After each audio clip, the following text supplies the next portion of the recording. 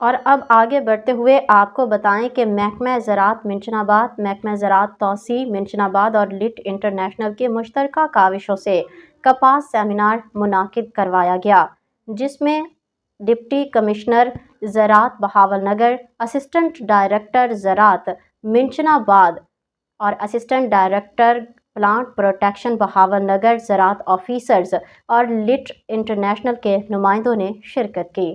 कर दी है खुराक जी पौधे देंगे हो वो खुराक इस्तेमाल कर दी है, जगह घेर दी है, फसल वास्ते बेशुमार मुश्किलात पैदा कर दी है जड़ी बूटी।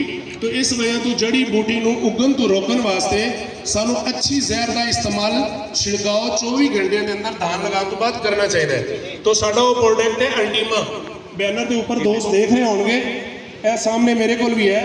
अल्टीमा के अंदर 2 जहर ने, आम कंपनियां ब्यूटाक्लोर सिर्फ इको जहर दे रही ने, असी अल्टीमा के अंदर 2 जहर दे रहे हैं अपने जिम्मेदार भाइयों को। दोनों जहर जबरदस्त ने। ਉਹਦੇ ਵਿੱਚ ਰਵਾਇਤੀ ਖਾਦਾਂ ਤੋਂ ਹਟ ਕੇ ਅਸੀਂ ਵਾਟਰ ਸੋਲੂਬਲ ਫਰਟੀਲਾਈਜ਼ਰ ਐਡ ਕਰਾਂਗੇ ਤਾਂ ਹੀ ਅਸੀਂ ਆਪਣੀ ਮਤਲੂਬਾ ਪੈਦਾਵਾਰ ਲੈ ਸਕਦੇ। ਤੇ ਇੰਤਹਾਈ ਜ਼ਰੂਰੀ ਹੈ ਕਿ ਅਸੀਂ ਰਵਾਇਤੀ ਤਰੀਕਿਆਂ ਨੂੰ ਥੋੜਾ ਜਿਹਾ ਬਦਲ ਕੇ, ਮਤਲਬ ਉਹਨਾਂ ਨੂੰ ਬਿਲਕੁਲ ਖਤਮ ਨਾ ਕਰੋ, ਲੇਕਿਨ ਥੋੜਾ ਜਿਹਾ ਘਟਾ ਕੇ ਵਾਟਰ ਸੋਲੂਬਲ ਫਰਟੀਲਾਈਜ਼ਰ और वो सारे वाटर सॉल्यूबल फर्टिलाइज़र जेडे तेज़ाबी नोयत दे ने